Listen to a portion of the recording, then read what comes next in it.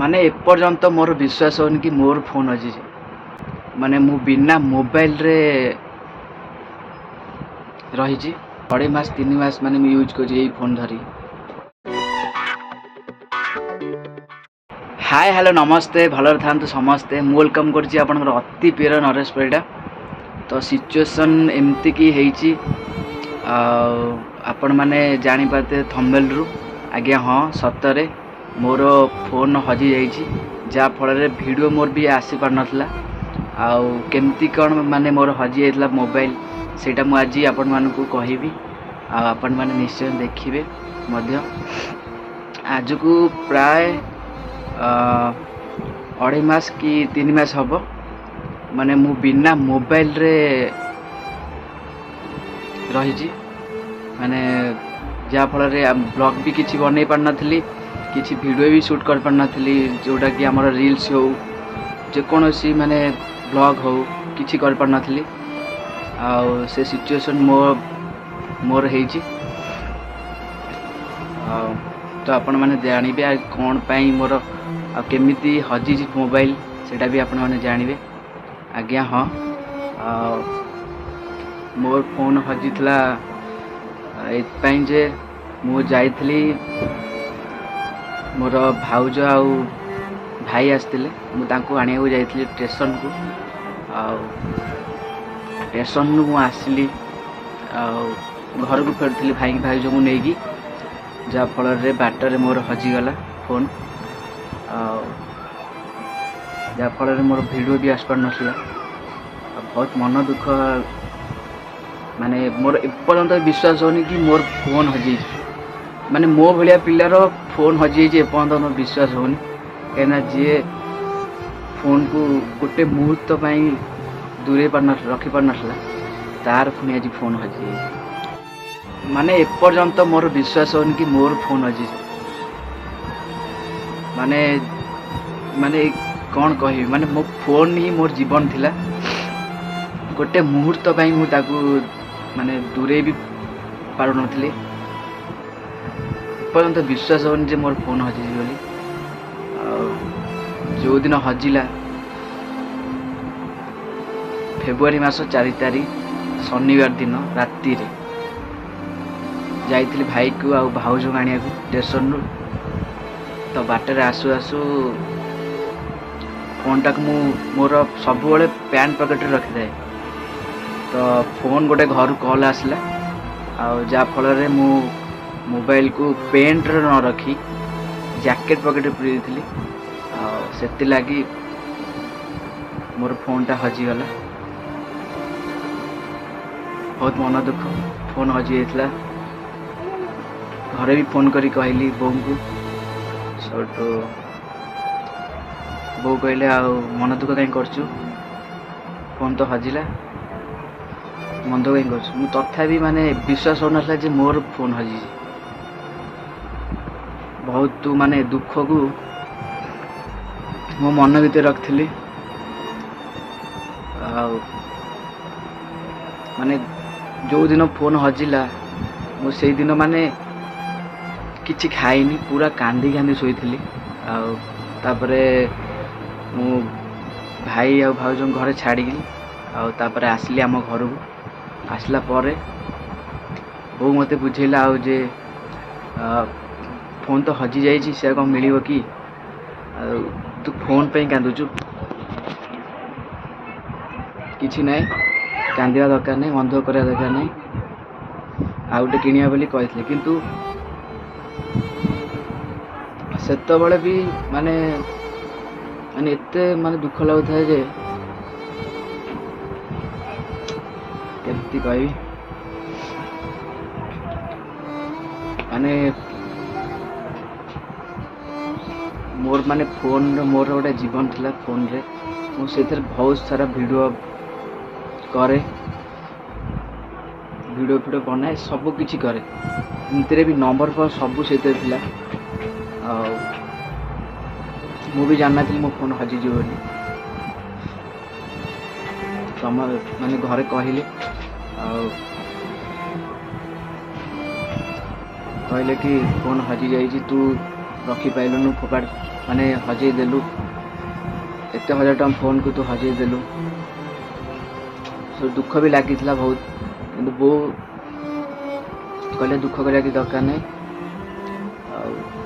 Phone आ गए किणा हो मोर माने बो कथा शुणी मो मनर माने जी भी माने दुख तो माने मनर तो थिला तथापि भांगी न पड़ी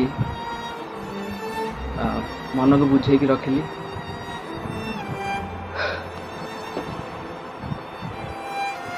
तापरे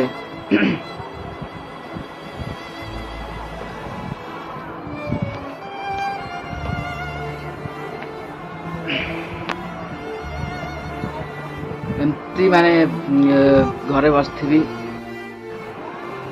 समस्ते बसिकी वीडियो वीडियो देखते माने खटारे बसिकी केतले बसती तो केतले शोथी कहीं मन भल नाला से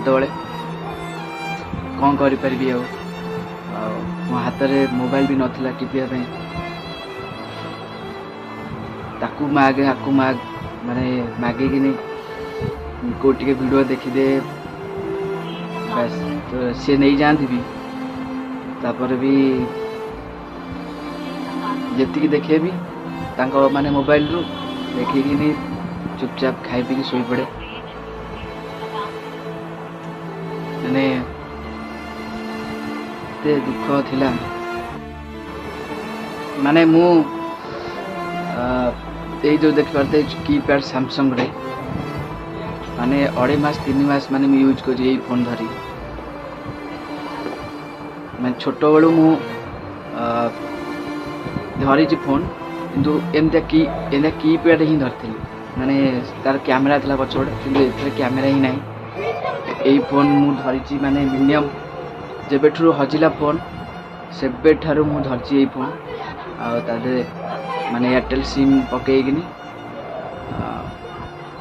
यूज करची एथरे भी माने बेले बेले माने शुभेनि छोट फोन एटा शुभेनि भल से कथा माने जो गोटे कथा कहते शुभु न जोर कहले ही शुभु थो माने एते सिचुएशन भितर मु थिली बेले बेले भी माने धर दादा फोन थिला दादा फोन रू मु मोर आईडी पकईकि माने इंस्टाग्राम चलई सब नुह दादा पढ़ाती कम को जो आसवे मु मोर आईडी पकईकि माने इंस्टाग्राम हो यूट्यूब भी हो यूट्यूब रे तो मु ब्लॉग तो कर परिबिनी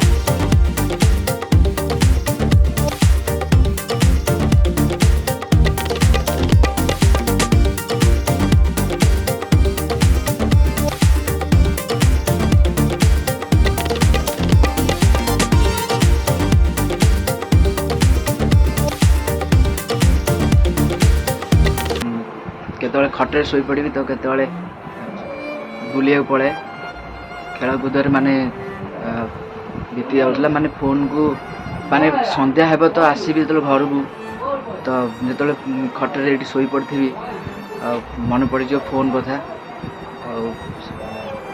समस्त दांडे सब टिपुथे मु मोर बसिक ये शोक मोर माने भाभी भाविकी मोर समय को साथ दूसरी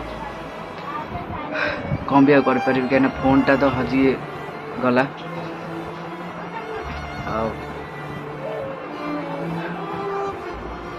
ते दुख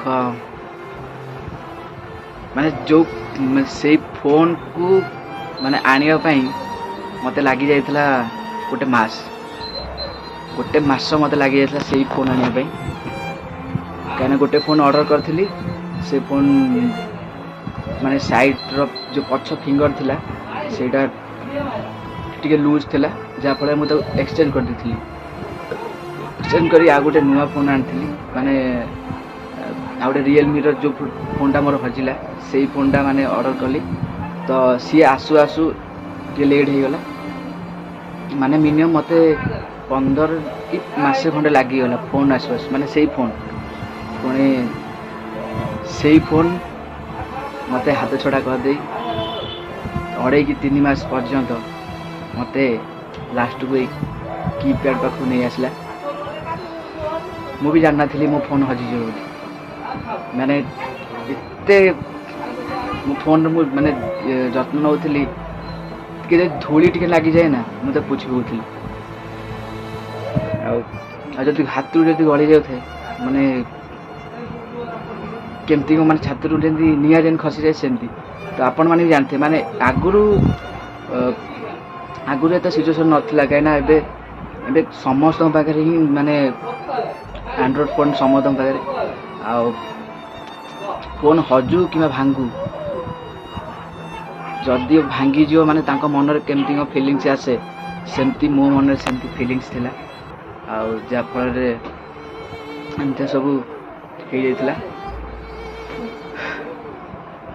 माने आपण माने भी माने यूज करथिबे तो जानी थिबे फोन हजिले कि भांगिले तो आपण मानु केमती लागे से भली फीलिंग्स मोर भी हेची।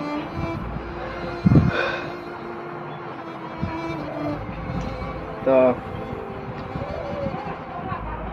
यही सब मोर माने ये थिला सेटा माने केमती का शेयर करची सेटा भी आपण माने जानिबे केमती वीडियो करची फोन तो मन नथिला मु केमती वीडियो करची सेटा आपण माने जानिबे सेटा नेक्स्ट ब्लॉग ले माने नेक्स्ट ब्लॉग रे आपण मान मु जणैबी माने केमती वीडियो बनौची आपण मान कति शेयर मध्ये भी माने करि पारुची सेटा आपण माने जानिबे। तो आपण माने भाबुथे भाई एते दिन पर्यंत ब्लॉग काहेकि आसनसला